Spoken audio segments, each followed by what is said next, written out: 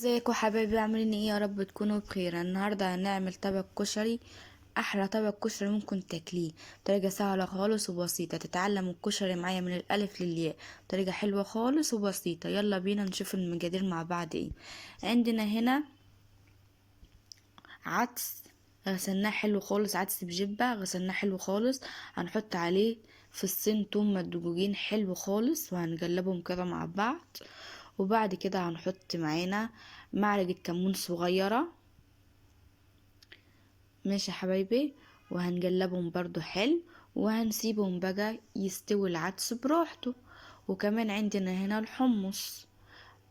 جبنا حمص غسلناه حلو خالص ونقعناه، وبعد كده سيبناه يغلي على النار براحته. تمام، وبالعدس بجبة والحمص. وهنعمل الصلصة بتاعتنا.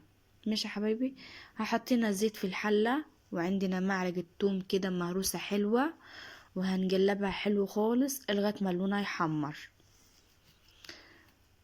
ده اساس الصلصة بتاعت الكشري. هنقلب كده التومة حلو كده لغاية ما التومة بتاعتنا تحمر. طريقة سهلة خالص وبسيطة. بأمانة بأمانة أحلى شوية كشري هتاكليها، بس تمشي بالظبط على نفس المقادير دي، ما تغيريش فيها أي حاجة خالص. هنا خلاص التومة بتاعتنا حمرت. هننزل بشوية خل كده، معلقة خل كبيرة. ماشي يا حبايبي، معلقة كبيرة كده. وهنقلب الخل بالثوم، وبعد كده هننزل بالصلصة بتاعتنا حسب كمية الصلصة اللي انت تعمليها.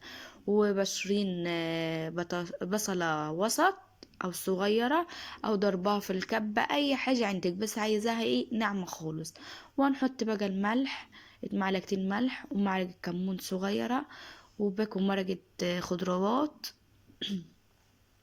وهنقلبهم كده مع بعض. وهنحط كمان معلقة هريسة اختياري. انا بحط هريسة عشان بستغنى عن الشطة. انت لو ما عندكيش هريسة اعملي شطة في البيت.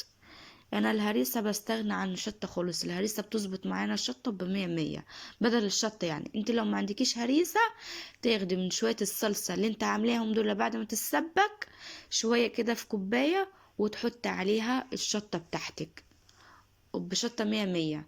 يا تعمل شطة زيت. عندنا هنا العدس بيستوي والحمص بيستوي. تمام حبايبي، هنعمل بقى البصل بتاعنا. البصل بتاعنا بفرم بصلة، 3 بصلات كده حلوين، بس انا قسمهم على نصين. وبحط نص البصل، وبحط عليها معلقتين او 3 معالق دقيق. ده اساسي اساسي اساسي الدقيق. الدقيق هو اللي بيخلي البصل بتاعنا مقرمش ومش شارب زيت وفاكك كله من بعضه. هتشوفوه معايا في الفيديو. بصل قلتلكوا اساسي اساسي اساسي. مش هنقلبه كده حلو خالص في زيت غزير، لازم يكون زيت كتير. هنقلبه كده ولغايه ما البصل يفك كله من بعضه، وهنشوفه اول ما يحمر مع بعض. ماشي، بقولت لكم البصل والدقيق. يعني تجيب البصل بعد ما تفرم البصل حلو، تحطي على البصل معلقتين دقيق على حسب بقى الطاسة او الصينية بتاعتك هتشيل معاكي قد ايه. تحطي عليهم معلقتين دقيق حلوين كده كبار، وتحطهم على الزيت. هنا العدس بتاعنا حطينا له ملح عشان ما كنتش حاطه له ملح عشان هو خلاص دخل في السوا. هنقلب كده حلو خالص. كده العدس خلاص بتاعنا استوى وبقى حلو. انا مش بحب العدس مستوي ومهري، بحبه كده ايه، مستوي حاجات بسيطة كده، ني سنة بسيطة عشان ما بيقعد في المية بيستوي. تمام حبايبي، هنا خلاص البصل بتاعنا بص فك كله من بعضه حلو ازاي. هنطلع البصل بتاعنا خلاص فاكك كله من بعضه مخشول بأمانة حلو خالص. ماشي، وبسر الخشولة بتاعة البصل بتاع الكشري هي معلقتين الدقيق اللي بيتحطوا على البصل قبل ما تحطيه بالزيت. ماشي حبايبي، هنطلع كمية البصل كلها، هنصفيها حلو كده من الزيت، هنطلع كمية البصل بتاعتنا كلها، وهكمل باقي الكمية معاكم. طريقة سهلة ولغاية الوقت ماشيين تمام وحلو خالص وبعملنا مع بعض. ابصوا معلقتين الدقيق من فوقها، وهنقلبهم حلو كده، وهنزل بالباقي في الزيت. بس اهم حاجة يكون الزيت بتاعك سخن خالص وغزير. ماشي حبايبي، وعملنا مع بعض العدس والصلصة والحمص والبصلة زي ما انتوا شايفينه. بصوا فكك كده ازاي مع بعض ومتخشول وحلو. وباقي الكمية بتاعتنا بتتعمل اهو على النار. نخلص الكمية كلها وهنكمل مع بعض باقي الكشري بتاعنا.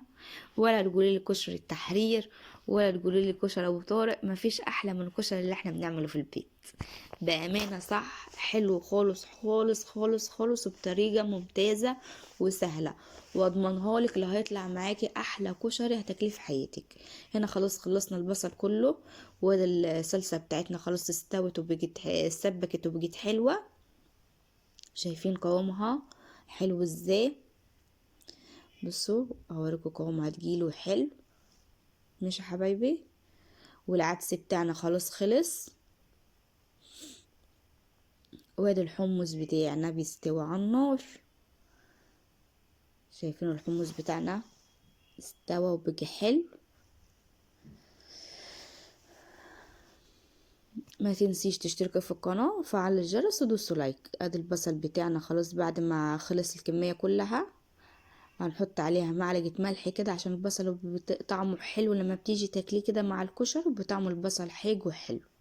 كل حاجة ملحيها، الحمص ملحيه والعدس ملحيه والبصل ملحيه، كل حاجة انت هتعمليها لازم تملحيها عشان يبقى كله حي كده مع بعض. بص حلاوة البصل الدقيق، بص مخلي البصل بتاعنا حلو ازاي، فاكك وناشف من بعضه حلو خالص. وبخلصنا التقلية بتاعت الكشري، البصل بتاع الكشري. وادي العدس بتاعنا الحلو مستوي حلو خالص، صفناه من المية ومستوي حلو. وكمان الصلصة بتاعتنا خلاص خلصت والحمص بتاعنا خلص. يلا بقى نسلق المكرونة بتاعتنا. عندنا هنا مية مغلية خالص، حاطين فيها ملح وزيت، ده شيء اساسي وكلنا بنعرف نسلق المكرونة. نزلنا هنا بالمكرونة السباكيت مكسراها وهقلبها. انا بسلق كل حاجة في نفس المية، هي مش بصفي بسلق نوع وبعد كده اصفي وبعد كده ارجع اغلي مية تاني وكده. لا، كله في حلة واحدة. في ناس كتيرة بتسلق نوع نوع نوع كل حاجة لوحديها. ليه تسلقوا كل حاجة بعديها؟ كله مع بعض. حطيت هنا المكرونة بتاعت الكشري، نزلت بالكمية كلها وهقلبهم كلهم كده مع بعض. وبحطين المكرونه الاسباجيت والمكرونه بتاعه الكشري. عايزه تحطي المكرونه الوسط حطي، عايزه تحطي المكرونه بتاعه الكشري الكبيره دي حطيها براحتك، المتوفر عندك حطيه. وفي ناس بتحط مكرونه ريشه ومكرونه كله حلو. ناس تحب تعمل مجموعه مكرونه كده مع بعضها وتعملها حلوه خالص. هنا المكرونه خلاص استوت، شايفينها؟ بكل مكرونه حطيناها كلها مع بعض. يعني بين دي المكرونه الاسباجيتي تحطيها يا دوبك يغلي غلوه وبعد كده تنزل بباقي المكرونه. هنا خلاص صفينا المكرونه وحطيت عليها شويه زيت كده عشان ما تلزقش في بعضه. نسيت اصور الحته دي. يعني تصفي المكرونه وتغسلها حلو خالص وشويه زيت كده حلوين وتحطيهم في المكرونه وتقلبهم حلو. ماشي. هنا الزيت بتاع التجلية هنعمل بالكشري الرز قصدي، عشان الرز بتاع التجلية بريحته ايه كله تجلية كده وحلو. كمية الزيت كلها اللي اتبقت معاكي تحطيها في الطاسة وتنزل عليها بالشعرية بتاعتك ولغاية ما الشعرية بتاعتك تحمر وبحلو. ماشي يا حبايبي.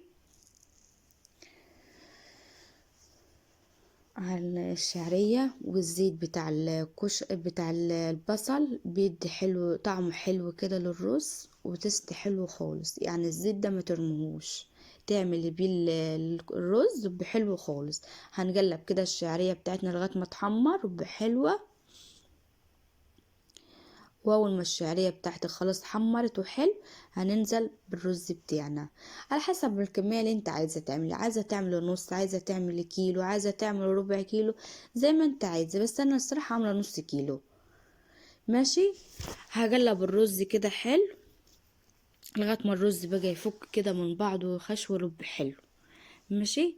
انا عاملاه بزيت، في ناس عايزه تعمله بسمنه اعملي، بس احنا عشان صايمين عاملينه بزيت زي ما انت عايزه.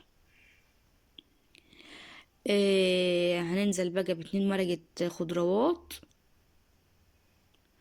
وعندنا الملح بتاعنا هننزل بمعلقتين صغيرين ملح. وهقلب بقى الرز بتاعنا حلو خالص لغايه ما يفك معانا. بص هو لزج ازاي، هخليه يفك خالص وحلو. شايفين؟ كل ما هتقلبي فيه كل ما الخشوله بتاعته التلزيجه بتاعته يفك وبمخشول وحلو. على الرز بتاعنا خلاص فك كله من بعضه زي ما انتوا شايفينه حلو ازاي.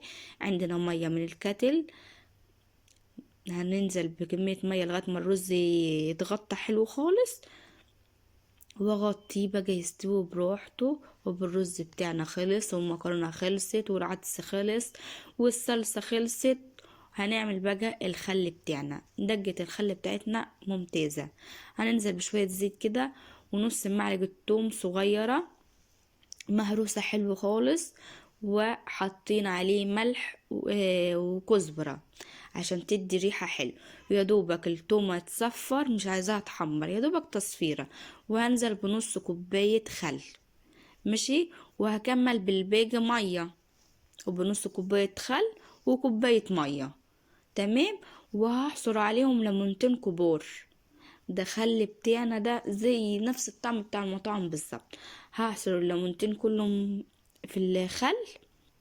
وبعد ما اعصر الليمونتين احط بقى الملح بتاعنا، معلقه ملح ومعلقه كمون صغيره. وكده كده احنا حاطين الكزبره مع التومه، تمام يا حبايبي. وهنقلبه كده، وبالخل بتاعنا خلاص خلص. كده خلصنا الكشري بتاعنا، مكملناش في حاجه. طريقه سهله خالص وبسيطه. بامانه بامانه هتتفرج على الفيديو وهتقومي تعملي من حلاوته، وسهل وبسيط. هنا الرز خلاص بتاعنا خلص مستوي وحلو. هنقلب وشايفينه كله فكك من بعضه ازاي وحلو. الرز كله خلص واستوى وحلو، والمكرونة بتاعتنا كمان مستوية. هننزل بقى بعد ما الرز خلاص استوى في نفس الحلة، هننزل بكمية المكرونة كلها. شايفين بقى لما حطين زيت المكرونة فكة من بعضها ازاي. اهم حاجة شوية الزيت بعد ما بتغسليها من بعد ما تشطفيها حلو خالص، تنزلي بشوية زيت كده حلوين وتقلبيهم وتسيبيهم. لو منزلتيش بالزيت هتراجع المكرونة كلها بقت ايه، ملزقة في بعض وماسكة في بعض. شايفين لما حاطين شوية زيت على المكرونة بعد ما غسلناها حلو من المية بتاعت السليق، المكرونة فكة كده حلوة.